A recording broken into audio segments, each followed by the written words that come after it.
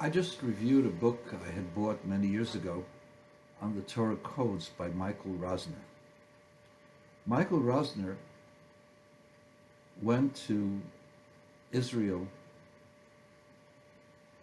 in 1994, I believe, to warn Yitzhak Rabin of going out in public too much because, according to the Torah codes, he was going to be assassinated. Rabin, of course, did not believe in the Torah or the Torah codes, and might have been a little cavalier about it, went public in a public place in Tel Aviv. We know it happened. A right-wing fanatic who might have been inspired or directed by some people who were actually left-wingers, and but a right-wing fanatic nonetheless, shot and killed Yitzhak Rabin.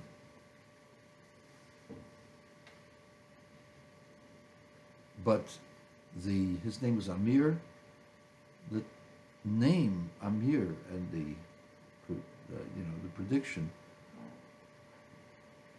of the killing of the assassination of Yitzhak Rabin is recorded in the Torah codes, and it had been predicted and sent to Rabin way before he actually was assassinated by Michael Rosner.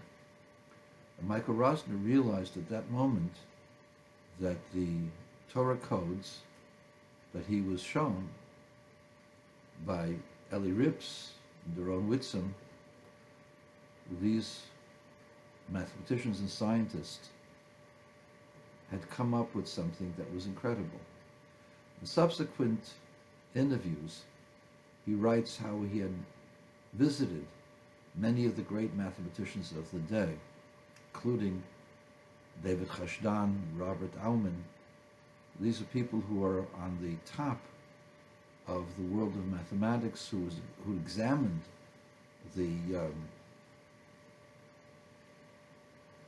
program that was written by, or the article written by Eli Rips about the Torah codes, and he said that the mathematics is correct and the Torah codes are real, and it is something that defies the mind, the understanding. But what comes out of this is, Michael Rosner says, he, a non-practicing, and to that point a non-believing Jew, realized that the Jewish people received over 3,000 years ago a document which has within it the entire history of the world. And he presents us with many of the events of the day, of his day, the current events of the day, and how they are found inside this document of the Torah. And one wonders, if you see something like this, or hear something like this, why is there no outcry from the rest of our people to study the Torah? If the Torah is something, a document, a living document, that actually predicts every event in the world, that means it is a wisdom of God. It cannot be something that is arbitrary. So the Torah must be infused with God's wisdom. The problem, of course, is that in Reform ideology, and to a certain extent the conservative ideology, they don't want to believe in the primacy of the mitzvahs. Forget then about the mitzvahs for a while. I don't say forget about them totally. I say let's forget about the practice of the mitzvahs. Let's focus on the Torah. The Torah was given to the Jewish people 3,335 years ago. It's a long time.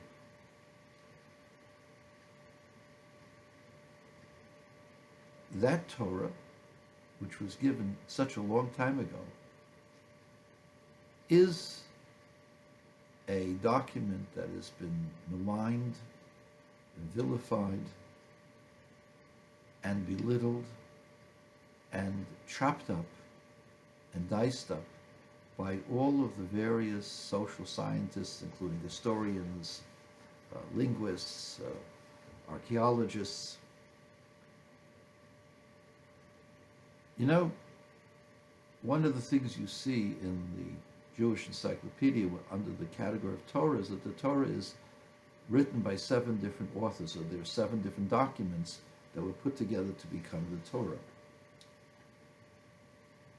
And one of the main arguments of the so-called biblical critics, the Bible critics, is that especially the book of Genesis was written by more than one person, that there were 2 different or several different traditions that were put together in order to make a single document. Well, in 1986, this was put to a test. It was put to a test by several computer scientists who examined the language of the Torah and concluded. This was completely independent because they had a non-religious, non-Jewish computer analyst as one of the 3 scientists. And they had a secular computer analyst and a religious computer analyst, together with a Gentile. And together they went through the language. And the result of that study was that there are 80% odds that the Torah was written by one person only. To understand that in perspective, this is incredible, because the language of Shakespeare changes from the beginning of his career to the end of his career, so much so that there's only a 25% chance that Shakespeare wrote all of his plays. And yet, this is an 80% chance. Everybody accepts that Shakespeare wrote Hamlet and King Lear, etc., even though the language changes. And because of that, it might be somebody else who's written it. But we take it as gospel that he wrote all of his plays. When it comes to the Torah, the secular world doesn't want to believe in the Torah. The Torah is more than 3 times as likely to have been written by the same author than Shakespeare. And if you believe Shakespeare wrote his plays, believe that the Torah was written by one person. The computer has shown that there exists in the Torah a system of codes that could not have been put there by someone else, because it predicts events that take place currently in our times. And so the Torah is a document that was given by a single author that anticipates everything that happens in the world. Who do you think might have given that Torah to us? God. Well, if it comes to us from God, and it has the wisdom, it has the whole knowledge of all events of the world, don't you think we ought to study it better? Don't you think we ought to give it some measure of respect? Now, one could argue, I'm not arguing for them, that the mitzvahs come for a certain purpose, and perhaps we can find different ways of fulfilling that purpose. But the Torah's purpose in teaching us is very important. For example, the reason for the kashrut laws is to learn self-discipline, to learn delayed gratification. So maybe you can have a different way of having delayed gratification. Eat your ice cream a half hour later.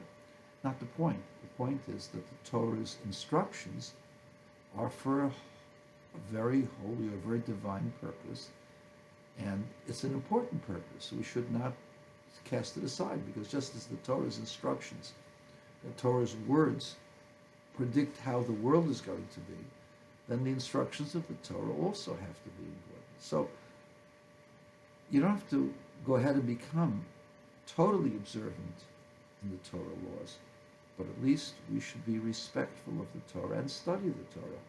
Because obviously, if it was given to us by God, anticipating all that will happen in the world, then its instructions are important for us to know and important for us to understand its purpose. And if you take a position that, well, the instruction doesn't mean literally, it means to follow a particular kind or a similar kind of instruction, well, okay. In that case, do that, but respect the Torah, respect the source. Feel that this is something coming from God and this is something to honor.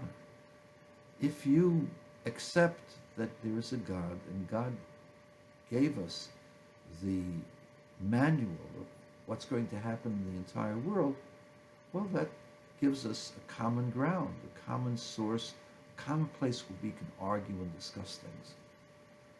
But as it is today, the Torah, if it's just an ordinary document, and if the mitzvahs are irrelevant and they're archaic, then we have no common discussion, and we have no knowledge or relationship to the God who created all of us. But if we can accept and realize that the Torah given to us by God has the wisdom of the entire world within it, then we have a mutual point that we can all agree on. We agree that there's a God. We agree that there is a wisdom that's found in the world. Our disagreement is only how to reach that wisdom or how to best attain the goals for which the Torah gives us. But then we have God. Then we have a Torah. Then we have something to get excited about, something to investigate, something to review, something to emulate, something that binds us together. Isn't that important? And that's what I would do if I were in charge of your Hebrew schools.